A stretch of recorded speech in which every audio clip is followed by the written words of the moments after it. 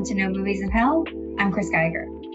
I'm LaQuas Scott, and today we are reviewing Dream Scenario. Nicolas Cage. On a hot the streak. latest. Yeah, this is interesting. My initial thoughts were much like the Holdovers, saw a lot of trailers around this movie, and actually thought that it came out earlier in the month. And so I feel like it came out the perfect time. I didn't know what to think of it, but in the middle of watching this, I was just like, oh, this brings me back to Adaptation and Charlie Kaufman and just this surrealism that I really, really enjoyed from the early 2000s. Yeah, it was very cool. I thought it was an interesting concept. Mm-hmm. So I am in for any interesting concept movie, even if they don't execute well. But this one did, I thought. I thought so too. I like the fact that they didn't really have to explain anything in the beginning. It was just kind of like, this is happening. And then this is kind of like the aftermath and the outcome. And you could see it coming because, it's very much part of the pop culture of popularity. And then that moment when something takes a turn and how, I guess, a normal person would take it. But I feel like with this character, with Nicolas Cage's character, he's kind of a jerk to begin with. I guess he's very territorial, right? And even when there's a scene where he's talking with an ex-colleague and she's getting ready to write a book, and he's very adamant about including that he has been in the process of finding a publisher for his book, and he wanted to ensure that this person wasn't going to talk about certain things, and was very defensive about like where the subject of her book was going. Mm-hmm. But also he hasn't executed anything to, help support what's going on. So it's interesting. It's like these things are happening to people where they see him in their dreams, but at the same time, he's very much trying to fight and trying to like get through life. I liked that struggle. Yeah, I don't know. It wasn't like he was a narcissist of sort, but it became more about him than as a professor than anything else about, or his ego more than anything else about anyone else who has been impacted. Right. It is interesting, the intellectual property concept, because that came up in Anatomy of a Fall too, where Mm-hmm. the husband felt like his wife had taken the best idea he had for his book and used it in her book. So Yep. Very different movies, very different scenario, because she did it with his permission and Yes. altered it considerably according to the movie anyway. Sure. I thought it was great. I thought some of the scenes were really, really funny. Yes. Some of the dream sequences, the one where he's interacting with the young woman, the Michael Cera. Oh, It's great. I love that scene because he's very much stuck in kind of like academia, and they are very much like, you need to partner with these like national brands. And he's like, I just want to get a publishing deal. And it's like, well, if you're in a Sprite commercial. Right. Yeah. So there are some great moments in it. Oh my gosh, I'm shocked. We have the same scores across the board. Wow. That I don't know that might have only ever happened once before. Yeah, I think so. Maybe Everything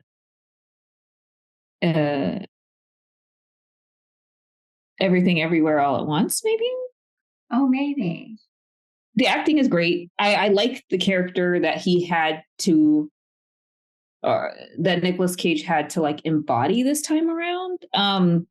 Because it's just so weird. It's kind of like a normal person. And then, but he has these slight, as I mentioned, like narcissistic tendencies. And then the other, like the other characters as well, like his neighbors, his wife, his children, the students. I think the acting was really well. Of course, I love the cinematography and the way that it was shot. the different scenarios, dream scenarios that he's in, or people try to articulate of how they've seen him. The surrealism, I love it. I'm like, yes, like the Charlie Kaufman movies, the Michel Gondry movies, please bring them back for the 2020s. Some of the scenes that I thought were interesting were really relevant were not the dream sequences. They were like when all the students are in the gym and he like comes in through the door and he's like takes a few steps closer. And then just how like his wife reacts to him, right? Yes. Throughout the movie. Like she's very supportive in the beginning. And then like, this is also happening to her. Yeah. And even though he hasn't done anything to make this happen, to encourage the phenomenon, when she sees benefits of it too, just by being associated with him at work, and then she starts to lose that. I did really like how it ended. So I thought it was very sweet. Yeah. Yeah, it's interesting because it's like, well, if there was no material benefit for the wife, would she still be, happy? And also the daughter too, right? Like when things take a turn, it's like, well, are you going to take me to school? Are you going to pick me up? Are you going to be there for X, Y, and Z? And yeah, I love the ending. I feel like it put a button on everything because there's so many things that you can't explain. Very sweet, but also very sad. Yes. Yeah. Yeah. I don't know. It could be, it feels like it could be like a milder Black Mirror episode, especially when it takes a turn with the dream like wristband. And it was just like, this is insane. Yes. I wasn't so excited about that part. I was like, wow, they really went there. This is very like Black Mirror of them to be like, yeah, so there's this and there, the guru guy in the influencer house. And I wonder if it's going to get back to just him, that statement, extension of the whole, like him getting the publicist or like the agency and the agency, trying to find his right audience and, all that fun stuff. Yeah. Do you have anything to plug in this episode? Yeah. So, this is the beginning of awards season.